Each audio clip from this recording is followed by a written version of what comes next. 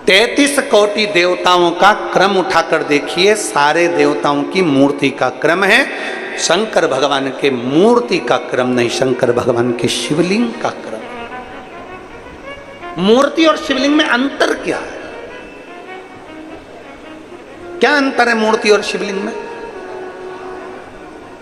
हमने अपनी व्यासपीठ से आज तक कभी नहीं कहा आपको कि आप अपने घर में भगवान शंकर की मूर्ति रखो। कभी सुना आपने कि हमने अपनी व्यासपीठ से कहा हो कि भगवान शंकर की मूर्ति घर में रखो? ना, हमने व्यासपीठ से इतना जरूर कहा कि शिवलिंग तुम्हारे घर में होना जरूरी है। मूर्ति और शिवलिंग में अंतर है। शंकर भगवान की मूर्ति नहीं, शंकर भगवान का शिवलिंग होना चाहिए। राम जी की मूर्ति हो, कृष्ण भगवान की मूर्ति हो, लड्डू गोपाल की मूर्ति हो, ठाकुर जी की मूर्ति हो, सबकी मूर्ति चल जाएगी, पर शंकर भगवान के शिवलिंग का स्वरूप। मूर्ति और शिवलिंग में अंतर क्या? सावन के महीने में पूरी आस्था चैनल पर करोड़ों भक्त इस शिव महापुराण की कथा को सुन रहे हैं, और केवल भारत में नहीं, विदेश में बैठकर भी लोग इस पवित्र कथा का लाभ ले रहे हैं, नए रायपुर से।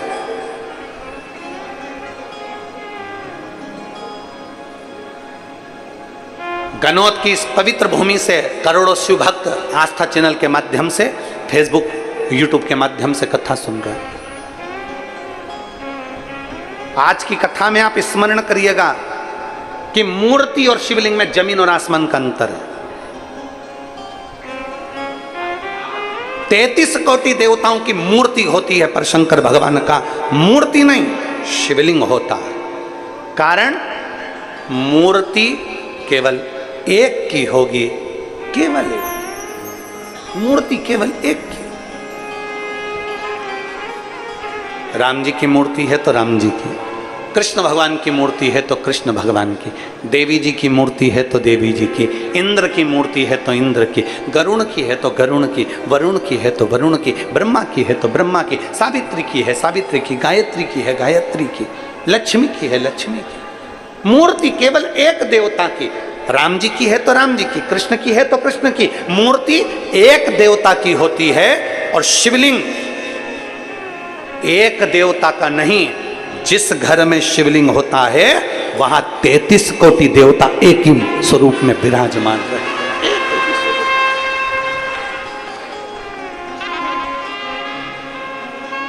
मूर्ति में और शिवलिंग में अंतर है, बहुत जमीन और आसमान का अंतर है। आप लोग बहुत दूर दूर से आए हो कथा सुनने के लिए,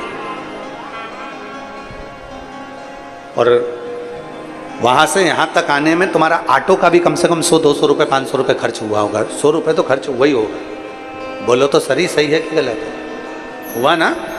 अब तुमने 50 रुपए 100 रुपए 200 रुपए खर्च कर कर आए हो, इसलिए बहुत ध्यान लगाकर सुनना कि हम जो कथा सुनने के लिए आए हैं, अगर हमने दिल से सुन ली, और अभी तक जो कथा होती थी वो भरे कहीं गांव के बीच में, शहर के बीच में, नगर के बीच में, यहाँ वहाँ होती थी, और आज जो कथा हो रही है वो एकांत में बैठकर हो रही है, इसलिए एकांतेश्वर कथा चौगुना फल देती है। चौगुना फल।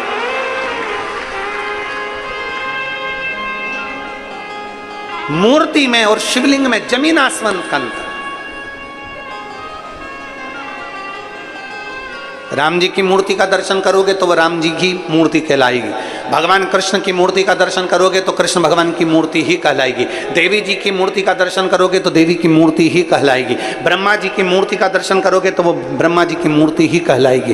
कार्तिक स्वामी की मूर्ति का दर्शन करोगे, कार्तिक स्वामी कहलाएंगे। गणेश जी की मूर्ति का दर्शन करोगे तो वो गणेश जी महाराज कहलाएंगे। केवल एक शंकर भगवान की कोई मूर्ति नहीं, शंकर भगवान का केवल एक लिंग स्वरूप है। शंकर भगवान का एक प्रतिबिंब, एक प्रतीक शिवलिंग के रूप में है। इसलिए अंदाजा लगाकर रखना कि मूर्ति में एक देवता होते हैं और शिवलिंग के अंदर 33 कोटि देवता विराजमान होते हैं, सारे देवता। वो एक लाइन आप लोग गुनगुनाते हो, सारे देवता, सारे।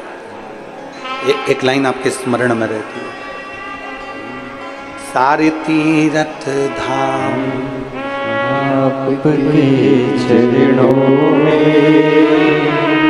हे भोलेनाथ प्रणाम आपके चरणों में। फिर से एक बार सब बोलिए, सारे तीर्थ धाम आपके चरणों में। हे भोलेनाथ प्रणाम, आपके चरणों में। सब कुछ है। सारे तीर्थ शिव में बसे हुए हैं, सारे तीर्थ, सारे।